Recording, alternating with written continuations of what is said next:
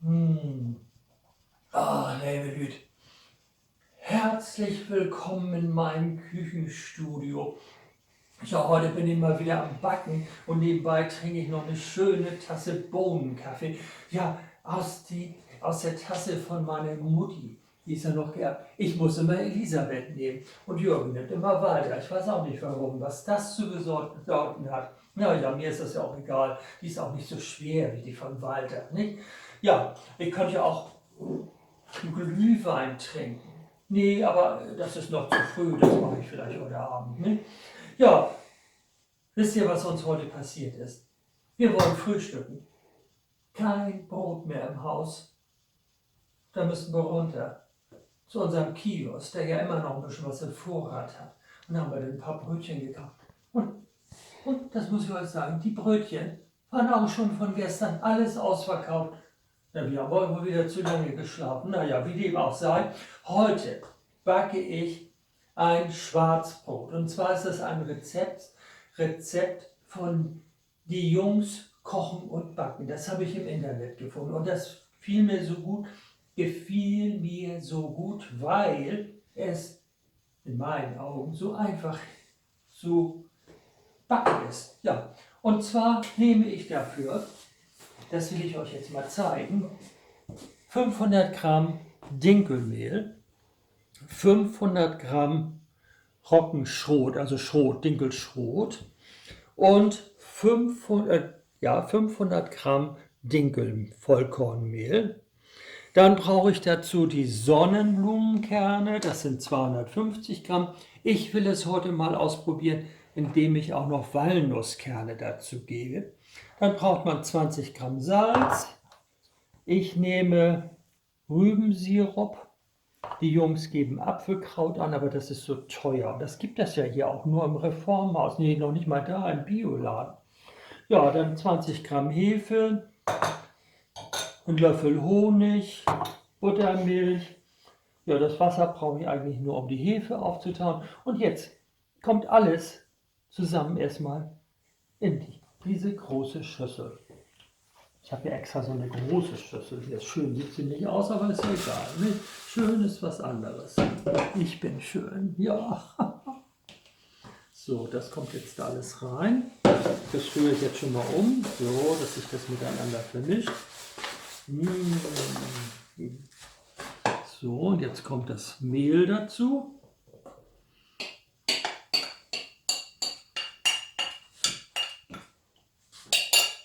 So, das rühre ich jetzt auch runter.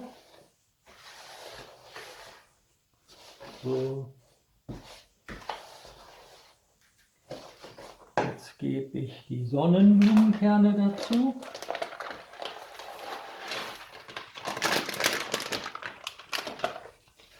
Auch schön unterrühren. So. Ja, und dann wollte ich ja auch mal ausprobieren noch mit Walnusskern. Die breche ich jetzt einfach so da rein. Und in der Zwischenzeit kann ich jetzt eigentlich schon mal, das mache ich gleich weiter, die Milch aufsetzen. Ich stelle das mal hier hin. Ja, das Salz kann da auch noch mit rein. So. Dann alles schön miteinander verrühren. Ja, und jetzt kommt 1 Liter Buttermilch. Die muss jetzt aufkochen. Ja, so. Oh, nun habe ich gekleckert. Blub, blub, blub, blub, blub. Die kommt da rein. Ich stelle schon mal an. Auf Stufe 9. Wir kochen ja hier immer auf Stufe 9. Ne? Andere kochen nur auf Stufe 3, wir auf Stufe 9. Ja, die muss jetzt aufkochen und dann geht das weiter.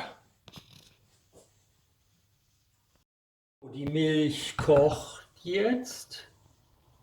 Und jetzt stelle ich mal ganz schnell die Stufe 9 wieder auf Stufe 0. Ja. Gut, die nehme ich jetzt mal runter. Und jetzt kommt da rein ein Löffel Honig. löse ich da jetzt drin auf.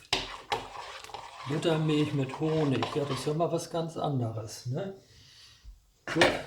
Und jetzt noch 2 Löffel von dem Rübenkraut, damit das Brot auch schön dunkel wird und aussieht wie Schwarzbrot. Wir sagen ja hier Schwarzbrot im Norden, nicht? Weil das sagt man auch Bauernbrot oder Pumpernickel, ja.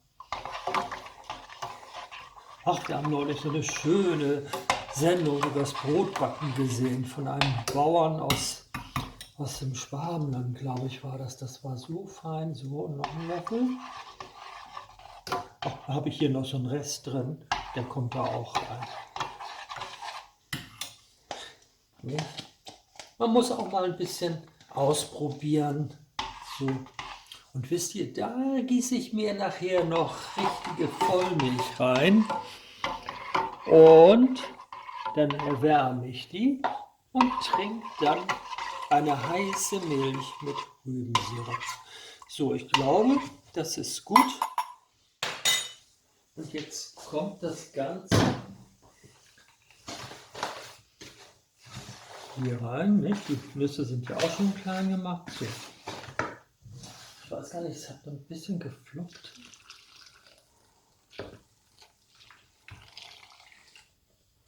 So. Und nun kommt auch noch die aufgelöste Hefe dazu, im lauwarmen Wasser aufgelöst. So. Ja, jetzt verrühre ich das andere nochmal mit dem Kochlöffel. Habt ihr früher auch mal was mit dem Kochlöffel gekriegt? Meine Mutter hat so einige neu kaufen müssen, ja. Und das war ihr wohl die Sache wert. So, jetzt nehme ich meinen Handmixer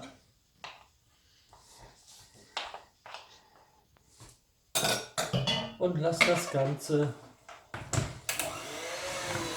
verkneten. Und verknete das Ganze damit so. Und dann gucken wir mal, wie es weitergeht. So, ich denke, jetzt habe ich alles gut verknetet, miteinander gerührt.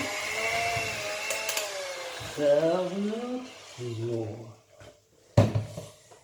Ja, vielleicht sponsert mir ja noch mal jemand so eine richtige große Küchenmaschine, wo ich auch mal 2 Kilo oder mehr Kilo machen kann. Also eine kleine Backstube, das wäre ja was. So, Spaß beiseite, Ernst, komm hier. Und jetzt fülle ich den Teig. Ich mache das jetzt immer so, damit das auch gerecht ist. Immer 1 Löffel da und 1 Löffel hier. So. So. Ja. Und wenn das dann voll ist, dann seht ihr ja, wie das aussehen soll. So, nun habe ich schon das Brot oder den Teig fest hier in diese Form gedrückt. Das mache ich jetzt hier auch so. Und ja, dann, wenn das schön festgedrückt ist und möglichst die Luft raus ist, dann muss der Teig eine gute Stunde zugedeckt ruhen lassen. Und ich werde das wahrscheinlich wieder im Backofen machen. Ich stelle den auf 50 Grad und ja, dann stelle ich die 50 Grad wieder ab, wenn die Temperatur erreicht ist, und dann heize ich nachher vor. Aber das sage ich dann, wenn es soweit ist. Die Uhrzeit ist vorbei, meine auch. Jetzt wollen wir doch mal gucken. So sieht das Brot jetzt aus. Ich schiebe es jetzt rein und stelle das auf 150 Grad ein und lasse es jetzt 2,5 Stunden backen. Ja, und dann gucken wir uns das an. Ich bin so gespannt. Du auch nicht? Ja, ich weiß das. So, gleich ist das Brot fertig. Ich bin ja schon sowas von gespannt. Und wisst ihr, was mir passiert ist? Aber nicht weiter sagen.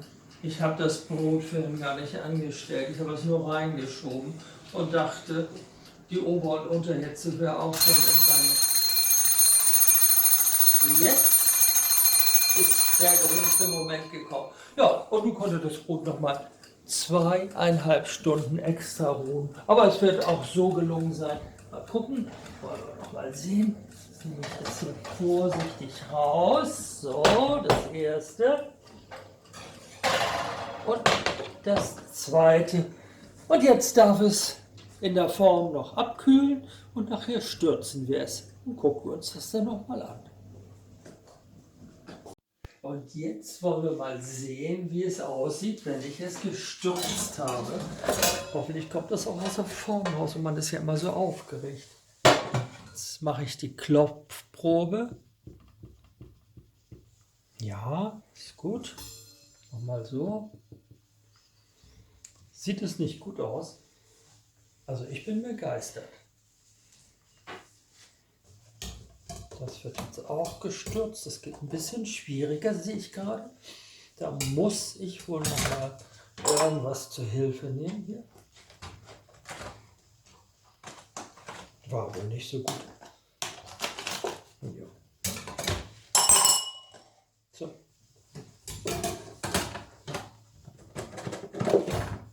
So, auch das ist jetzt geschafft. Einmal die Rückseite. Das ist gut. Es klingt toll. Und nun ist das Schwarzbrot fertig. Und gutes Gelingen beim Nachbacken. Ich freue mich ja schon auf die Reaktion von euch. Tschüss!